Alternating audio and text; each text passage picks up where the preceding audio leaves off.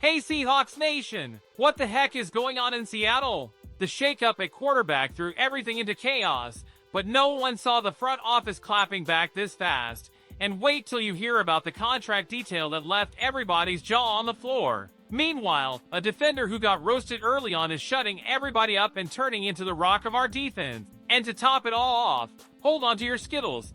There's a talented wide receiver on the radar who could light up our offense and completely flip the script on this season. The Hawks front office is on fire, and if you want to catch all the juice, you better stick around till the end. Hit that like button, smash subscribe, and roll with me, cause today's update is straight heat from the PNW. Everybody always knew Geno Smith was just a bridge QB for the Seahawks. The real question was, where was that bridge taking us? And the wildest part? He held it down for 3 full seasons. That just doesn't happen with bridge guys. He was steady, dependable, and more importantly, he kept us competitive even with a roster that was way off balance. But now it's official.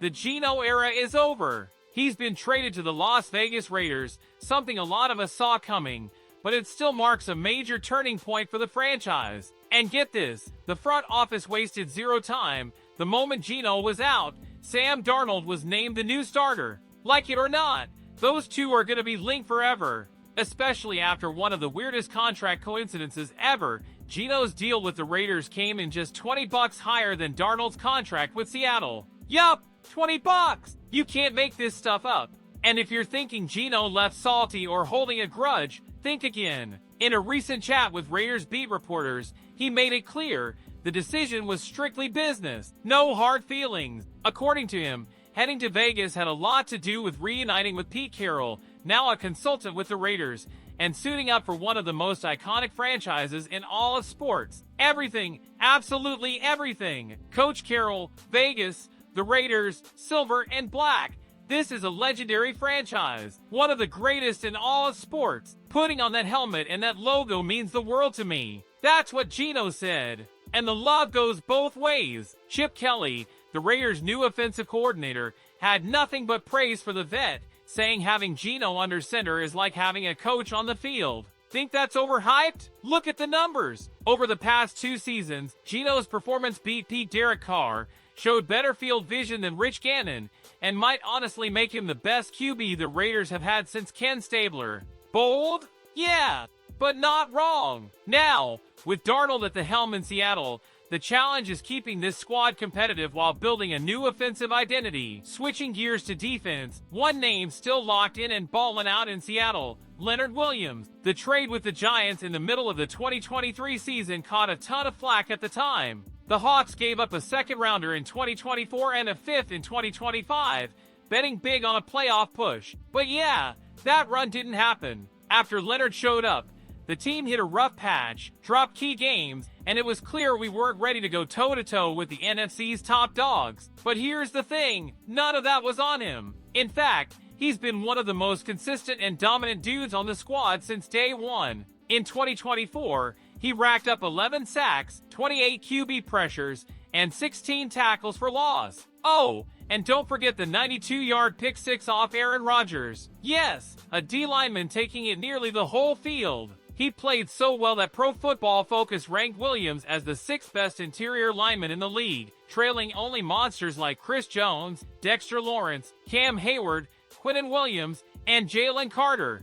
And remember all the backlash over that 3-year, $64.5 million deal Seattle gave him? Now, that contract's starting to look like a steal compared to the impact he's had. Leonard's become the heartbeat of our defense and a leader in the locker room. Sure, D-linemen tend to drop off with age, but look at Cam Hayward, 6 years older and still killing it. So yeah, there's runway left. And Seattle better ride this wave while it lasts. Plus, the way Williams mentors the young guys, commands the huddle pre-snap, and owns the film room, his value goes way beyond stats. He's that quiet force that holds it all together. And with a young, still growing defense, having a dude who takes ownership might be the difference between making the playoffs or watching from the couch. If you're still here, you're the real deal, a hardcore 12. So hit that like, smash that sub, and let's keep building the loudest fan base in the league. Now, speaking of moves, there's a new name popping up on the radar that could seriously shake up Seattle's offense. Quentin Johnston,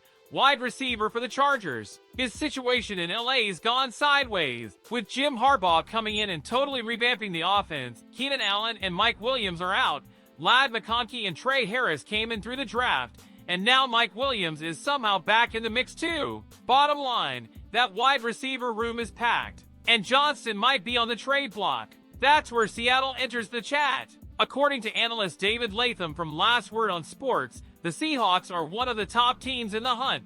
And it adds up. Johnston's 6 feet 3 inches, insanely fast, and brings that deep ball explosiveness that flips the game. He posted 711 yards and 8 TDs in 2023. Great numbers for a second-year guy. And here's the kicker. Darnold led the league last season in deep ball efficiency. Just imagine that combo. Picture it. Darnold launching a bomb to Johnston at Lumen Field. The place goes nuts. The defense is scrambling. It's one of those plays that turns the tide. And the ripple effect opens up space underneath for Jackson Smith-Njigba and the tight ends to feast. It's the kind of addition that elevates everybody's game. But it won't be easy. The Rams and 49ers are in the mix too. The Rams are already eyeing life after Stafford. The Niners? Their WR group's full of question marks. Deebo Samuel's gone. Brandon Ayuk's coming off an injury, and rookie Ricky Pearsall is stuck in rehab.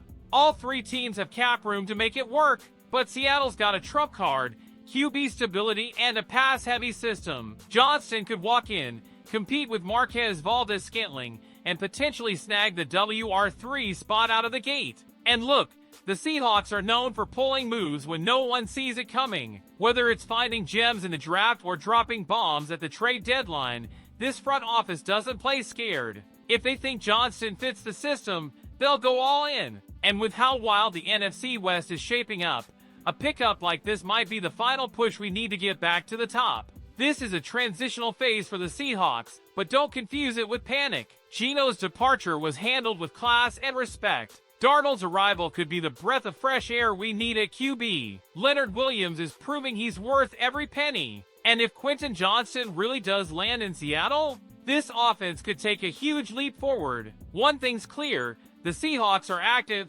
smart, and building for the future without giving up on the now. Now I want to hear from you. Which move hit you the hardest? Think Darnold's got what it takes? Was it worth giving up those picks for Leonard? And if Johnston shows up, does he crack the starting lineup? Drop your take in the comments. I'm all ears. Oh, and don't forget, share this vid with your squad, hit that like, sub to the channel, and turn on those notifications, cause we've got way more coming your way. This is where the real analysis, passion, and inside scoop lives, straight from the 12s. Let's ride together. Go Hawks!